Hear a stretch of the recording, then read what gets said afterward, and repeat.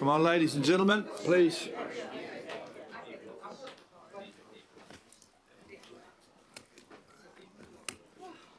Right.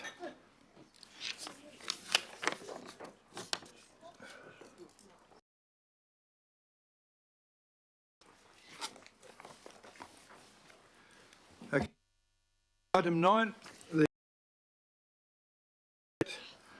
Welcome, Mace. Tell us what you've done since last month. Before you start, thank you, Matt Tucker. Matt Tucker, today is your last day. After this morning, you'll be quite glad it's your last day, but still, we brought you in for a year and extended it for a bit, but you've gone out and got on with the job, so thank you. There's also the last monthly update we're going to have, as you're going to be coming in quarterly now, but still getting on with the job. So over you to Mace and team. Thank you, Your Worship, and good afternoon, councillors. Shortly, I'll ask Mace to bring you. As ever, we wrote the report several weeks ago, so our numbers have moved on since then, so we'll do that shortly. And then Tanya's going to follow Mace and just give you a brief overview of the transition plan, which is appended to the report, because that's an important piece of information. I just wanted to, before I hand to Mace, just to give you a kind of a quick overview of where the Recovery Office is at currently, which is reflected in the report, but maybe in slightly different words, and it builds upon what Phil said actually earlier on his reflections on some of the new and emerging challenges that face the recovery team. So I'm going to take the report as read. What you'll see in the report is that once again we've categorised several hundred homes in the month that was, and in probably about a month from now, give or take, we'll have got to 2,000 homes categorised, so the recovery team's getting really close to that 2,000 number. But what happens when you get to those big numbers of categorisations, you get big numbers of the things that follow categorisation that you then need to deal with and react to. So some good examples would be, already now we have 120 homeowners who've asked for reviews of their situation. Most of those are reviews of their categorisations, but there's a fair sprinkling in there of homeowners with what we call special circumstances that have asked for some further review by the Recovery Office. So that's big numbers, 100 plus of homeowners who are all very unique. Their situations are all very unique and they needed to be dealt with and responded to in a unique way. We've got an increasing number now of what we call complex cases. A good example might be a home that we've categorised as Category 3. So, you know, in the traditional sense of what we're doing, that home would be purchased and then demolished. But in the circumstance, a complex case, the example would be that home's attached to another. So we've got a semi-detached home which is attached to another home, and only one of them is Category 3. So we've an increasing number of those sorts of what we call complex cases. 2P, we've got 60-something homes now in the 2P, the property level categorisation group of homes. Again, each of those are quite specific and quite unique and bespoke, and we're having to employ an awful lot of resources to work with homeowners to understand 2P solutions, potentially, you know, raising homes, moving homes, building retaining walls, doing work on overland flow paths, and we expect that number of 2P to rise to about 200. So I guess what I'm trying to say is, and again building on what Phil said, that the Recovery Office is at a place where it's having yet again to pivot away from large numbers of categorisations which are to some degree routine and we just get through several hundred a month, to what are we going to do about hundreds of individual 2P homes, what are we going to do about hundreds of individual special circumstances claims and so on. If I was to summarise the mood in the Recovery Office right now, I would say that the team is under the pump again, trying to pivot and move in a different direction for these things that I've just described. And actually, we're looking for more resource. We need more program management resource and more project management resource to help with the things that I've just described, which are front and centre at the moment. Of course, it would be remiss of me not to say those several hundred cases that I've just described of special circumstances, 2P, etc., which are taking time and which are complicated and each is very bespoke, are meaning that the people in those homes are having to wait longer. They're not getting a quick categorisation and then a quick outcome. To work through these 2P situations, to work through these complex situations takes time. And I understand that it's time that homeowners don't want to take and don't want to be faced with, but the reality of the situation is that we need to get these things right, both for the homeowners and for the rest of the ratepayers in Auckland. Mace. Thanks, Matt, and kia ora, councillors, Your Worship. I'm just really focusing on the next month. There we go. You'll see from the table here where we were in January, and as Matt said, we, as of today, there's been an increase from yesterday, obviously, but all over 1,700 as of today, categorisations completed, and we have that process well underway. We are, as Matt noted, there are a number of more complex ones. The one I would just call out is Category 2C. We have about 250 properties in 2 significant locations. We're seeking some support from central government through Cabinet to enable us to use funding from different buckets of our funding agreement, so we can give certainty to those communities, significantly in Milford and parts of West Auckland, to be off so they can move forward, and then we can progress with the infrastructure projects later on.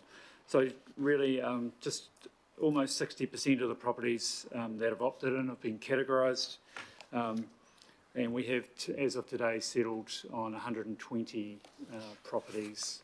We've got 329 offers out there for purchase. People are taking some time to give consideration to those offers. Really, you'll just see really the pattern here. There's significant progress being made in those most impacted communities through the severe weather events of 2023.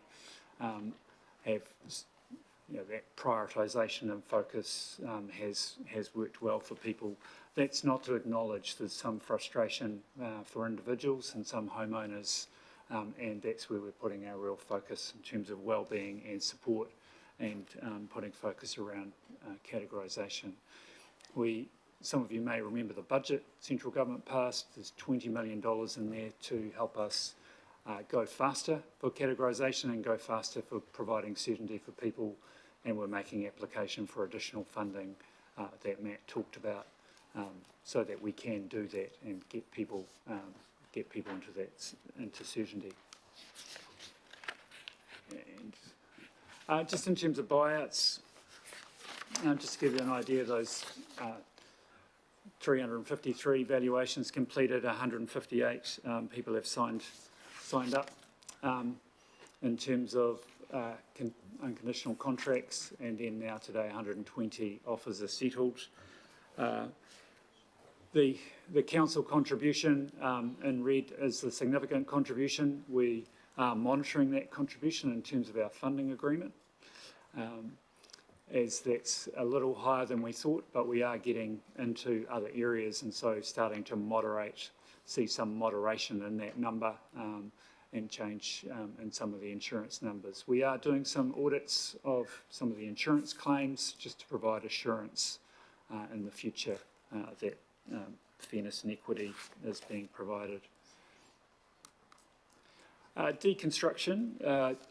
So the deconstruction has largely been a planning exercise to date, but some homes have already been removed and deconstructed, and 46 site task assessments been completed for now focusing on West Auckland, so particularly Ranui, Massey and Henderson, and that will commence next week, and those communities are being engaged with.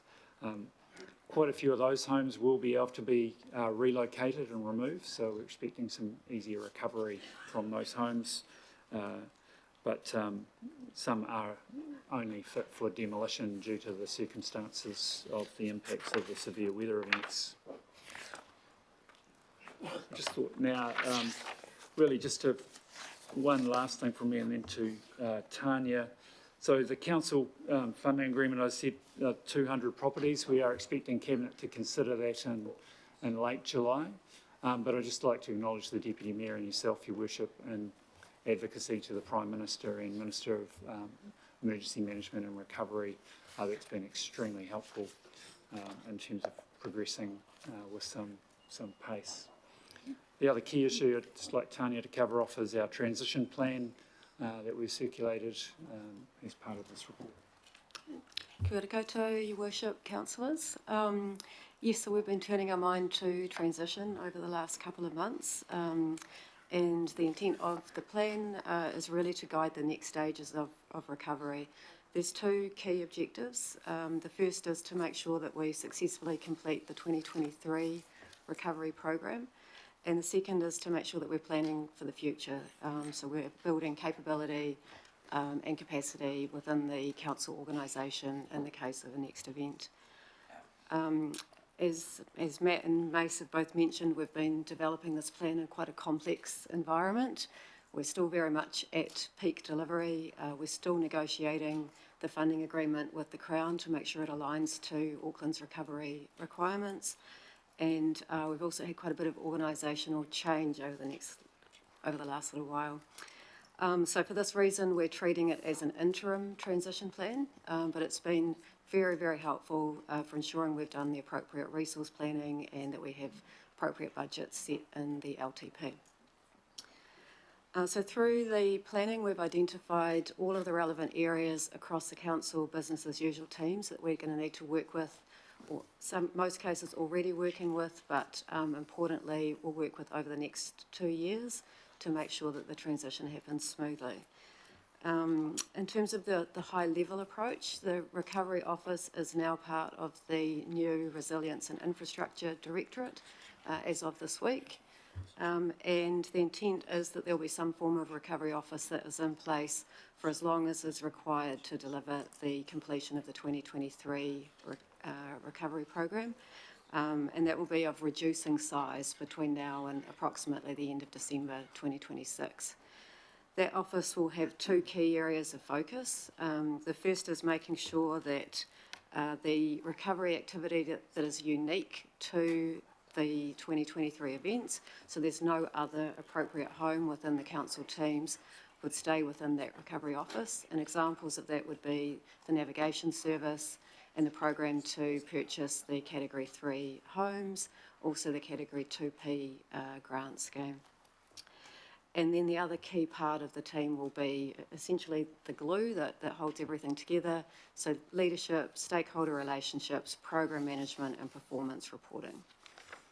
Outside of that, we are moving all of the activities that have a sensible home within the council business as usual structure to those areas as soon as possible. Some of that is already underway. For example, data services has already started transitioning, and we're already brought in support from Ngā Mātarai to lead the Māori participation and partnerships program. And other areas, of course, are already sitting within business as usual. So, for example, all of the infrastructure teams are already leading that repair program. And then, as I mentioned, at the same time, we're working on undertaking things like building up toolkits and making sure that we're using strategies like secondments or shared resource, so that we're building up capability in the right areas of council if there is another event in the short to medium term future. Just in final note, we'll also be kicking off some lessons learned project in the next little while, and that will help inform transition. Happy to answer any questions, Your Worship. Questions from Councillor Sayers, Furley and Ferry, please. Yeah, thank you. Probably, Matt. In terms of the time frames, I'm really kind of pleased about you acknowledging, your day-to-day living, but it's nice to hear it reflected back about the stresses those going through. So my question is, if you were fully, you're talking about needing the resources, etc. So even if you had more than what you need in terms of resources, what's the reality in terms of compacting up those timelines? Like, have you got any feel to, can we halve them, or have you got any feedback on that potential? Yeah, thank you. Thanks for the question.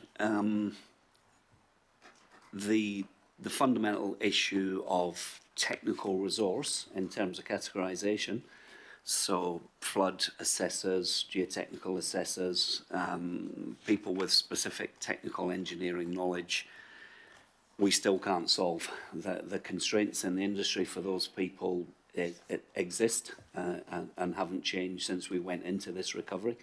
And that is always going to be a key bottleneck for us and a key constraint to speed of categorisation. Mace talked about, however, the $20 million fund that has been set aside as part of the budget.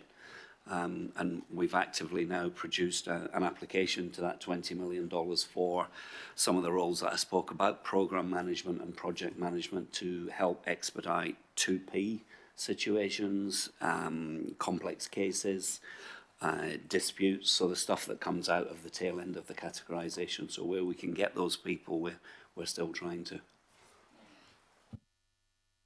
Just to add to that, Yeah. Your Worship, Councillor says about 10% is what we think we can increase, but by the end of the year we will have completed the categorisation by and large. Councillor Foley, are you there? I'll ask it. Oh, I think she's having trouble with her machine, so she's texted in there, and Sandra and I is going to ask it. Thank you. Councillor Foley's question is, could you give us an update on the Mangere situation since last time, including whether more owners have opted in and what's being done to promote the upcoming September deadline for our flood-affected families, etc.?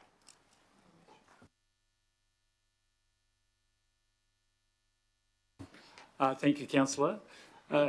In terms of owners opting in Manurewa, Māngere o Tahu, we currently have just on 120 owners have opted in. Many of the homes through that location, we acknowledge that people are residents of Kaingaora homes, so and we're working alongside Kaingaora to take an integrated approach for those properties. The other work we're doing, we've made applications for the first 2 Making Space for Water or Blue-Green Network projects to Crown Infrastructure Partners and then to ministers, and that's coming to you, the Infrastructure and Transport Committee, Councillor Watson, on the 4th of July, so you'll see more detail, and we've applied for an order in council, we've requested an order in council, so we can deliver that project within hopefully a 2-year time frame to provide certainty for people and relief for people in the flooding. Thank you for that. Just to clarify, if it's a Kaingaora home, the residents don't apply, Kaingaora has to apply. Okay, right. Councillor Ferry. Just to clarify too, we're not buying out those homes, Your Worship, as you may recall. But I just asked Linda just to give a brief update of what we're doing in terms of ensuring people opt in when they're eligible. Kia ora through you, Your Worship. Kia ora, councillors. Very briefly, we're really leaning in on our partner navigators in Māngere, as well as the convener that we've got working specifically in that area. So we've working to identify those properties that have the highest likelihood of a future risk to life, and door knocking is underway for those properties. We've also got all of the information with those partners so that the street chats and the events that they're running pretty regularly in that area, they've got that information for people. Councillor Ferry, please. Kia ora, thanks. I've got a few questions in this space which won't come as a surprise. The first is regarding, and you noted the extension of TAS, the Temporary Accommodation Service, but still that's not available for families whose homes are owned in trust. I understand there might be a small step forward, maybe? Yeah. Perhaps if I, Your Worship, with your permission, divert to the Deputy Mayor. Deputy Mayor's been helping us lead some advocacy with Minister Lupston. Thanks, and I really appreciate that. Thank you, through you, Chair. So, the Recovery Office asked me to speak to the Social Development and Employment Minister, who signalled their intention to include trusts back in the 21st of March. And that had a bit of pushback because trusts can be quite complicated. But her office sent an email through this morning, which you can get a copy of. And it has, the third point in the letter is that the Minister has requested officials to consider whether alternative methods are available for those with homes owned by trusts to provide support similar to the expanded TAA. She's awaiting the final options on any available methods and is endeavouring to make decisions as soon as possible. So the office has just got, I only got it at about 7 o'clock or something this morning, so I'm sure it'll be circulated. But they're aware of the issue and she's trying to help. Great, thank you. I really appreciate the support that both you and the Recovery Office have brought to that issue. It's been one that's gone back and forth for months. Hopefully we're at the beginning of the end on that one. We're not at the beginning of the end of my questions though, Mr Mayor. So the transition plan, I'm really pleased to see this and the level of effort and thought that's gone into it.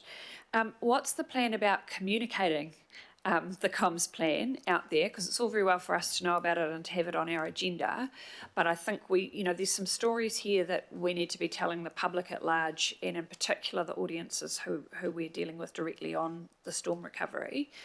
So what's the plan there around communicating it? Thank you, Councillor.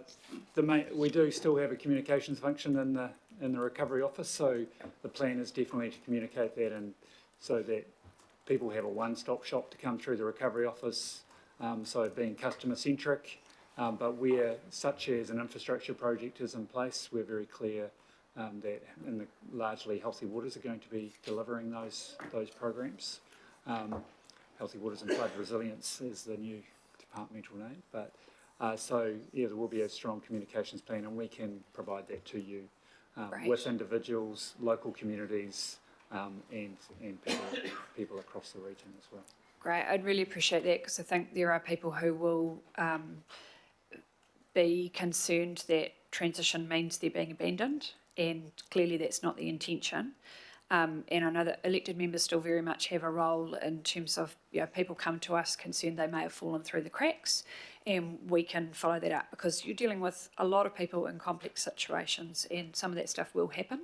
So I'm just really keen that we get ahead of that. Thank you. We do recognise that even though it would promote people to go to our Auckland, the recovery site, but not everyone has that capability, so we are using multiple channels, particularly through our community partners, which is proving to be including churches, so through other groups. That's good to hear, thank you. So there's two things I'm getting quite a lot of contact about at the moment from people in the ward. One is categorisation deadlines. And I know that I've got a number of people who were expecting one by the end of June. Most of those have had them, which is really good that we were able to honour that. I've got a couple that haven't and have found out recently that there's an extension. I think it would be really helpful if we can get a heads up too, particularly when we're dealing with someone, and I have had that in one case, but also a little bit of an understanding of why, because otherwise it does feel a bit like it's sort of random. And I suspect it's not random. I suspect there's very good reasons why specific cases are taking longer. So is that something we can get a bit more of a sense of? Are there some common themes coming up perhaps with some of the ones that are having to be, acknowledging people's privacy rights? Are there some common themes coming up that are resulting in something taking longer than a previous deadline? Thanks, Councillor Ferry. Yes, there are some common themes in terms of complexity. But we can do some more analysis to look at those locations. But that would be great, because I think going back to people and saying, look, your case is complex, that's not going to be enough. We need to be able to say these are the specific complexities. Maybe it's flooding and landslide. Maybe there's an issue with neighbouring properties. Just broad brush sort of reasons for complexity. that would be helpful. So what we have done this week is written to all those homeowners and tried to codify what the impacts are and why they're slow, and some of those because they've been referred to an expert panel because others are waiting for information. So there's a range of, and the others are resourcing constraints, a range of reasons, but appreciate Right, that. thank you. The other thing that's coming up a bit is future land use stuff, but I know that we're dealing with that. The other thing I wanted to just ask about, you mentioned before the complexity in Mangere o Tahu around, or Mangere in particular, around KO homes. That's the case in some areas in my ward as well. And it just wondered if you could explain a little bit more about the fact that the KO homes are not in the categorisation process and there's a separate piece of work that's happening with KO. Because one of the things that having happened is there's a bit of a pause on KO redevelopments where there was big flood impact, and KO aren't necessarily communicating about that. So people are coming back to me and going, oh, is KO going to start building again? And I'm like, I don't think so. But I would appreciate a bit of an update on how those conversations are going. Thanks. Thanks, Councillor. In terms of categorisation, if you like, or identifying those hazards, Kāinga Ora are using the same methodology that we've developed, and so we've shared that methodology with them, right, and supporting them in delivering that methodology, and they're making decisions for themselves. In terms of future land development, together with Kāinga Ora, we are working actively with them through the normal processes where they can continue to build, and also advising them where our future infrastructure program for particularly flooding, making space for water are occurring so that they can plan, and looking to be standing alongside them in terms of their communication with their residents and tenants. So there's a clear collaboration. A recent MOU with Kāinga Ora with the council has served us very well, and that has seen a high level of engagement and collaboration. Thank you. That's something else that might be worth a comm story at some point to talk about. Thank you very much. Thank you, Matt. Okay, we've got Shane Henderson and Richard Hills. Thank you. Thanks, Mayor, and thank you so much for your hard work. I'm always quick to point out that you're working as hard as you can with a lot of stress out there in the public. So, look, I've got a couple of questions, and to talk all the specific complexities point from Councillor Ferry. Look, I'm just wondering, we've had residents in my ward that have been given dates on you're going to get your assessment here, you're going to get it here, and sometimes it's actually slipped across multiple months and multiple engagements. So do you think maybe in hindsight it would have been better to give people longer timeframes and overachieve if we can? I just acknowledge, Councillor, that some of those dates have slipped due to resource constraints and complexities and other issues. So yes, I think communication, over-delivering and under-promising perhaps, but there's been a lot of, our people are really focused on getting people out of jeopardy, but I appreciate your comment that honest and transparent communication is important. That's why we wrote to people this week. Thank you so much. Just a couple more. So, you know, I'm getting a sense that we're prioritising, obviously, ones that are a little bit easier to assess, and the ones that are harder we'll be sending to expert panels and all those kind of things. There's a bit of a perception across some of the communities around flood-affected homes versus slip-affected homes. Is there any... is there any truth to slip-affected communities being a little bit more complex to assess generally in your experience? There's two separate teams working on that, and the geotechnical team is making good progress, but they tend to be more complex cases, depending where they are. But no truth in that.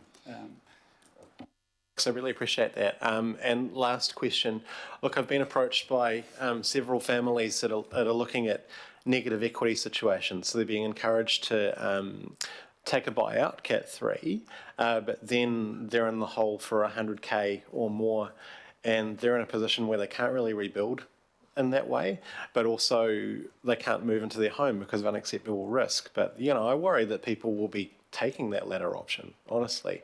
So have we looked at any policy around negative equity? And if we haven't, can I request for you to have a look at it and bring some advice for us? Thanks, Councillor. We have heard you at the last couple of these sessions over the last couple of months, you and other councillors on this subject of negative equity for particularly Category 3 homeowners. I've met some of these families and talked with them directly about the situations they're in. If it's not bad enough to read when they write about their situations, it's really, really clear how distressing and difficult and life-changing these situations are when you meet these families. As a consequence of having heard you and met these families, we've written, the Recovery Office has written a memo to the PAG, the Political Advisory Group, so the Mayor, the Deputy Mayor and several councillors and others, with some thoughts and observations on what might or might not be able to be done in these situations, and we're just waiting for some guidance now back from the PAG on next steps. Possible next steps could be a GB workshop of some description, but I'm waiting for some guidance. Thanks, Mayor. Councillor Hills? Thank you, Mayor. A couple of questions just on the timing of how to quantify. So the numbers keep looking bigger because there's obviously more people opting in. Are we able to quantify sort of the time lags for people who've been in it since the beginning and then separate out maybe, and this group have jumped in the last 2 or 3 months, just to, because I know that I've been encouraging people to opt in, but then it's going to look like they've been waiting since September too. Not that that matters too much, but just thought it would be good to put it out there. The other question I have on the 2 Cs, have we got confirmation from government yet? Because I know for that, at that big public meeting and for communities waiting, I'm concerned that we are still in a bit of limbo land, that people could be waiting 6 years for a project or 6 months for a buyout, and they don't know what that looks like yet. Thanks, Councillor Hills. I'll just ask the Deputy Mayor, who has again been assisting us with Central Government ministers, and note that there's a cabinet paper that is imminent. Thanks. I'm hopeful Central Government will understand our concern. I mean, verbally we've had that, but we're just waiting for that cabinet paper to be read and be taken to cabinet. But I think both Mace and I have met with the minister, and it was, our request was positively received. So I'm hopeful. Okay, thank you. I think one last thing, Your Worship, Deputy Mayor, it's a fiscally neutral approach, so it's moving funding from one bucket, if you like, to another. No budget implication. Yeah. No, I definitely know that. I guess what are we telling those people in the meantime? Because obviously, are we able to tell them we are waiting, and then are they just going into a holding pattern? Like because obviously they've been told they're not being bought out, but they could be, and that's depending how long that takes, is quite a confusing place to sit in.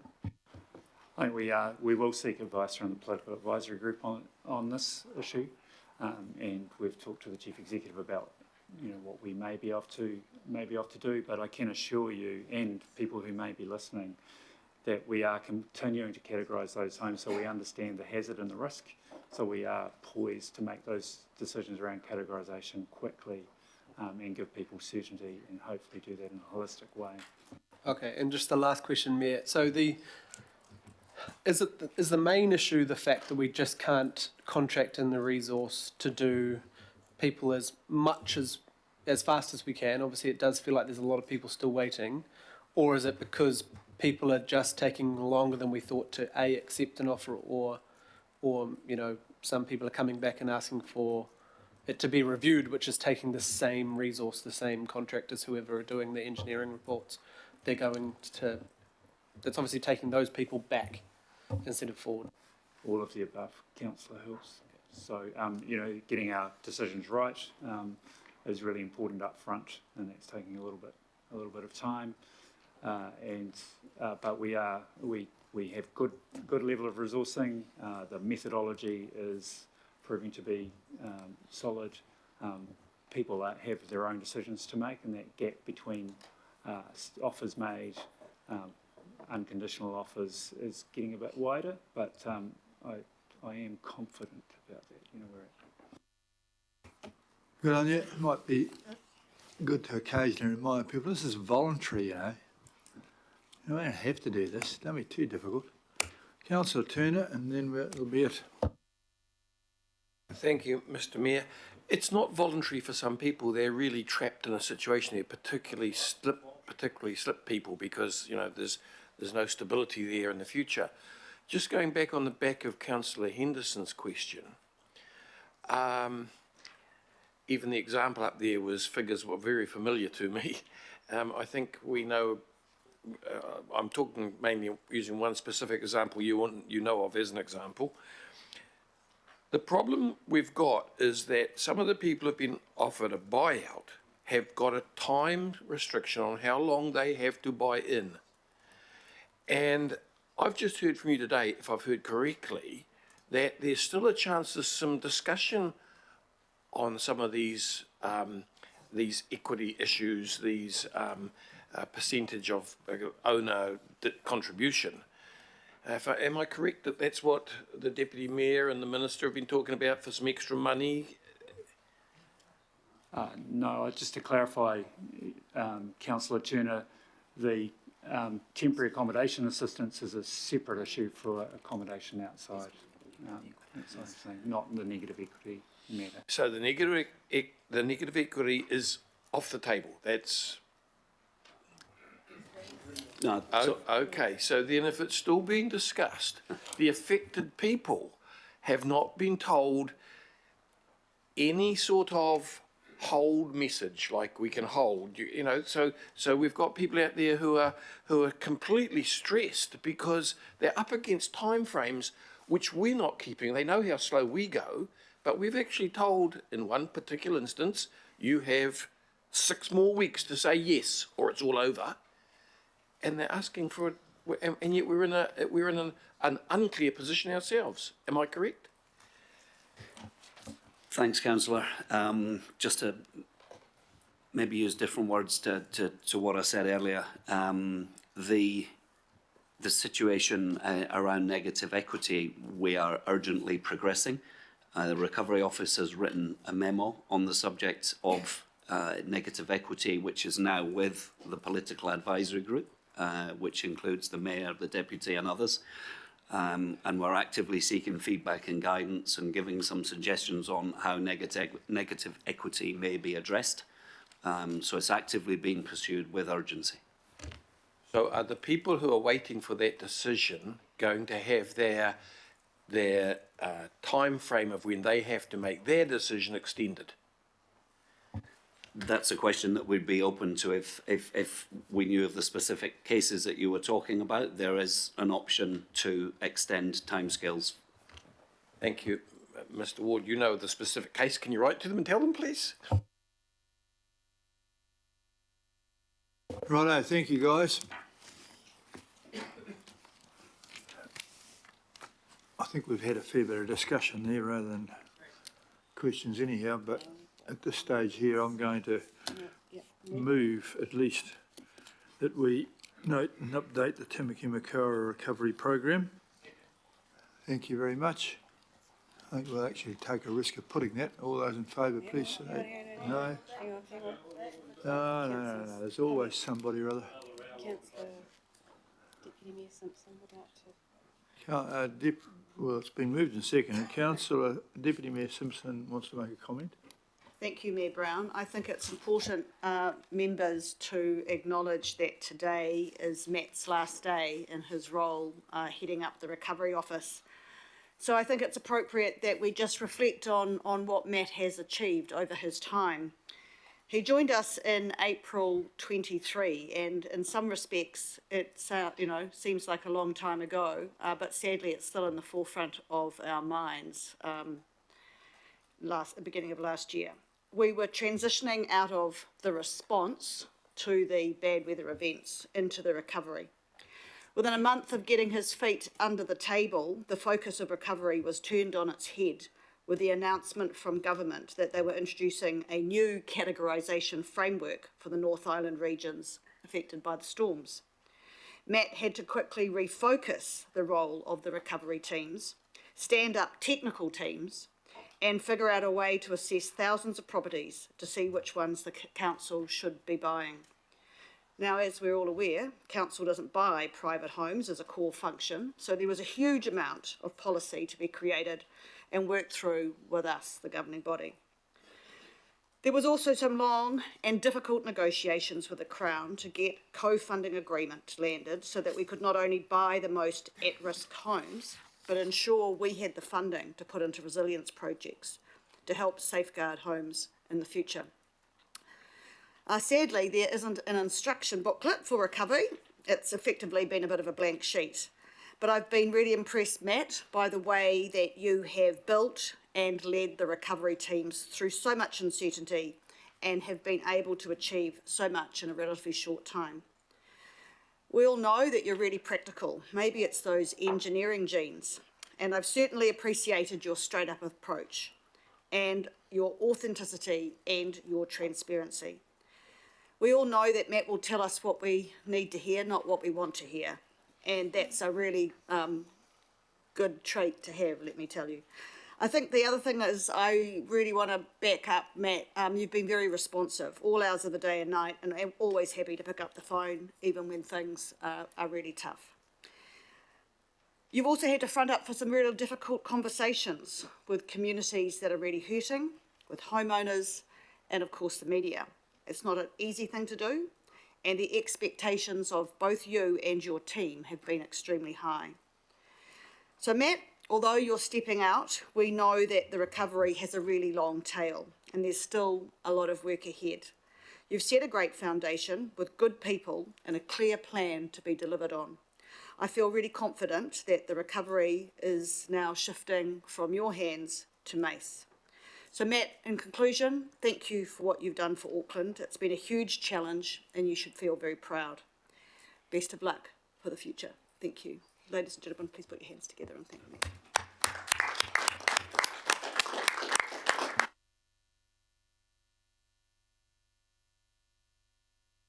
I'll now put the vote that we accept that, and thank you, Matt.